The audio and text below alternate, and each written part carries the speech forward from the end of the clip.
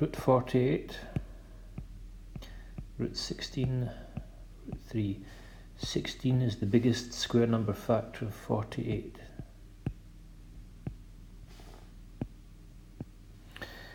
Five root 8. Now, 5, we can break down 8 into 4 and 2. 4 is the biggest square number factor of 8.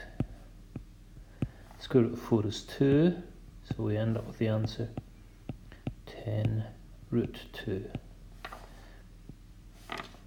Part C, root 32 plus root 72.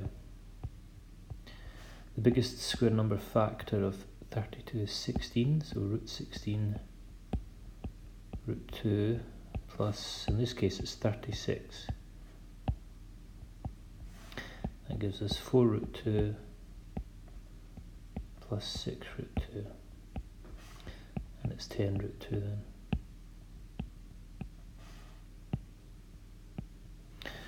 And then we have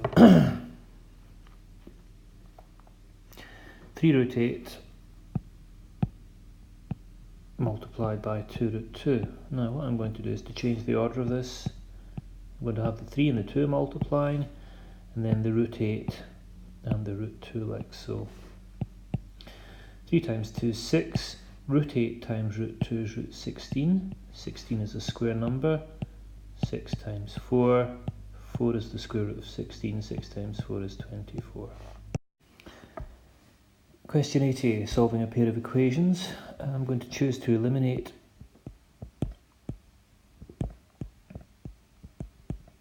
b. I'm going to multiply equation 1 by 3. That will give me 15b. And I'm going to multiply equation 2 by 5. That will give me minus 15. So we have 3 times 3a is 9a plus 15b equals minus 3. Remember to multiply all terms. 5 times 2a is 10a minus 15b, and that 5 times 12 is 60. And then I'm going to add the equations together. Why am I doing that? Because I have 15 here and 15 here, but more importantly, or just as importantly, I have a positive and a negative. So if I add both together, I have 9a plus 10a is 19a, plus 15b minus 15b is 0, which is exactly what we want. We want b to disappear. 60 take away 3 is 57. That means that a is 3. Well, how do I do that? A is 57 divided by 19. So a has the value 3. We want to substitute that back into equation 1 or equation 2, the very first one. I didn't mark that. But it's the very first equation. So 3 lots of a, 3 lots of 3, plus 5b equals minus 1. 9 plus 5b equals minus 1. If I subtract 9 from both sides, I get 5b equals minus 10, and then divide by 5b equals minus 2. So the solution to the pair of equations is that a equals 3 and b equals minus 2. 8 part B, the first equation is in a slightly different form. We've got y on one side and x on the other. Now I could change this one so that I could have x and y on the same side. So if I was to subtract an x from both sides, I would end up with negative x plus y equals minus 6, and the second equation would remain unchanged, and then I would proceed accordingly. I would probably choose to eliminate x and find y. There's another way we can do this. We can use substitution.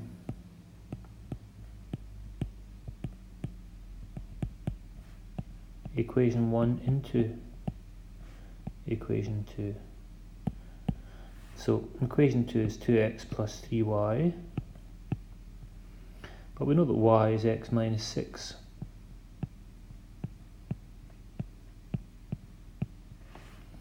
So 2x, then expand the bracket, plus 3x minus 18 equals 7.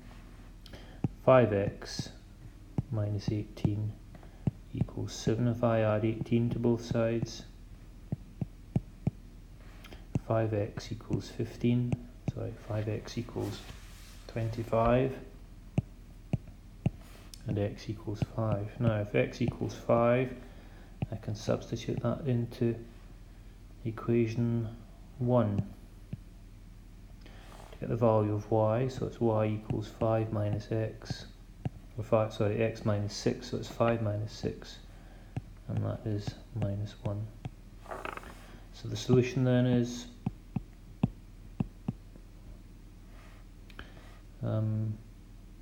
x equals 5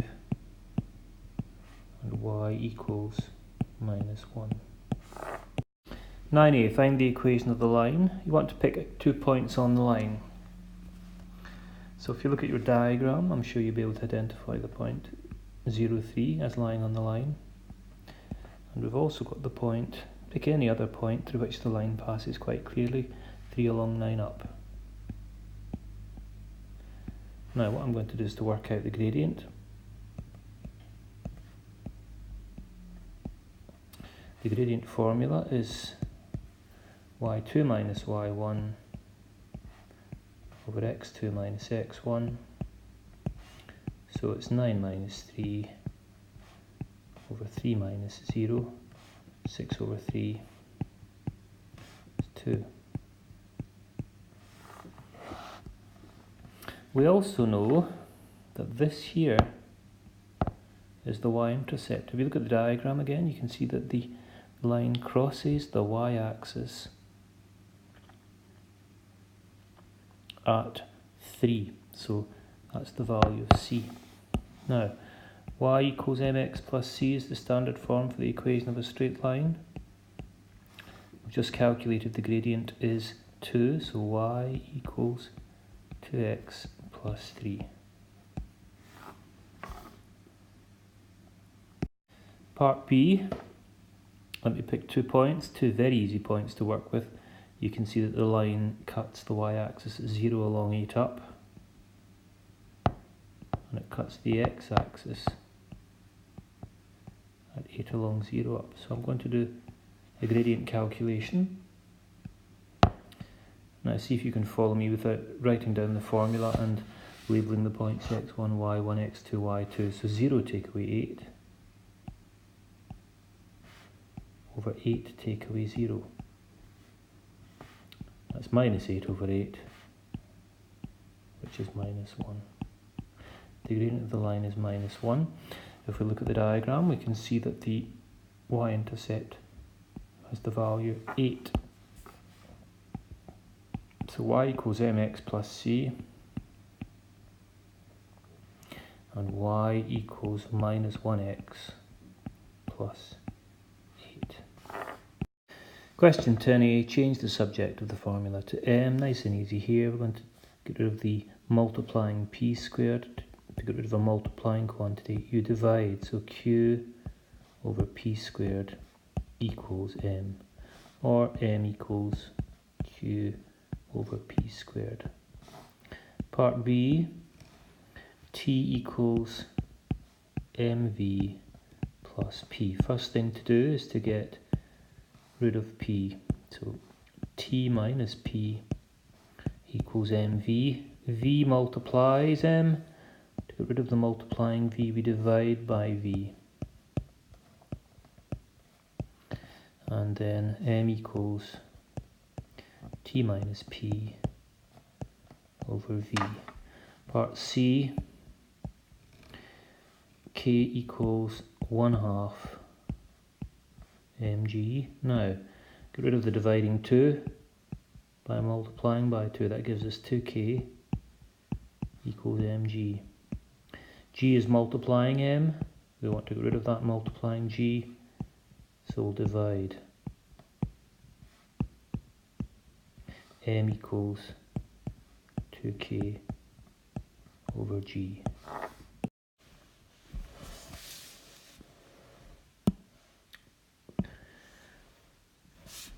Calculating the mode, well, we can see from the table, I hope, that there are 4 5s here, which means that the mode is 165. That's the number which occurs oftenest.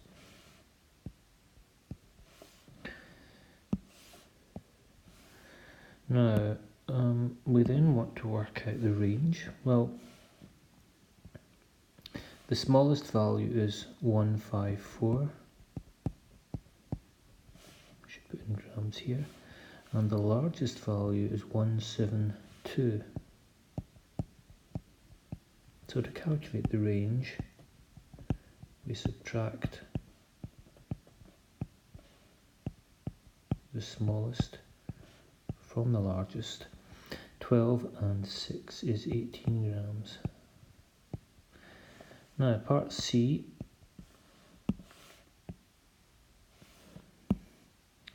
we need to work out, well, we know that there are 19 pieces of data. 19 is an odd number. 19 plus 1 is 20, divided by 2 is 10. So we're looking for the 10th piece of data. 1, 2, 3, 4,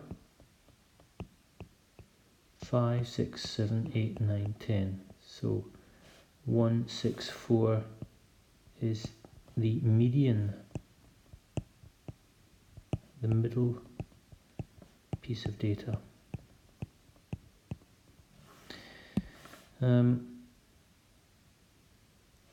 Now, what else? Well, let's just count. So I've got 1, 2, 3, 4, 5, 6, 7, 8, 9. 1, 2, 3, 4, 5, 6, 7, 8, 9. So that's perfect. That number lies, 164 lies right in the middle of the data. Now, so I've got 9 pieces of data below and 9 pieces of data above the median. So 9 plus 1 is 10, divided by 2 is 5. 1, 2, 3, 4, 5. So 161 is Q1. 1, 2, 3, 4, 5. So 166 is Q3. Now the semi-interquartile range, SIQR, is Q3 minus Q1 over 2, so that's 166 minus 161 over 2, that's 5 over 2, which is 2.5. Question 12a, we have a difference of squares here. M and M, 5 and 5, plus and minus. 2x squared plus 7x, common factor is x, leaves us with 2x plus 7. X squared plus 5x plus 4 is a trinomial. Nice and simple. X and x at the front. It must be 4 and 1 because we want to get a 5.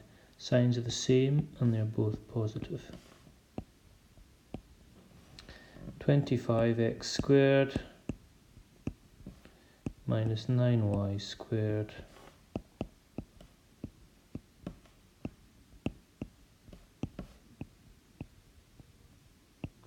so we can then go straight to the brackets.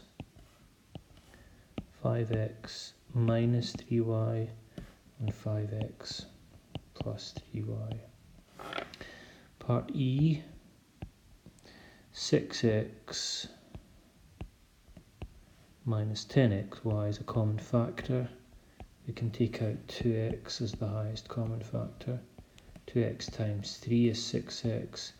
2x times 5y gives us 10xy.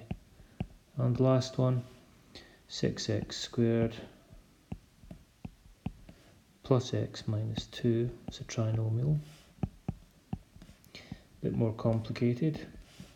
So factors of 6, 6 and 1, 3 and 2. Factors of 2, 2 and 1. How do I get the 1 in the middle? That's easy enough. It's going to be 3 and 2 multiplied by 2 and 1. So 3, 2, 2 and 1, 3x and 2x, 2 and 1. I want to get a positive 1. So it's going to be a 1 plus and 1 negative.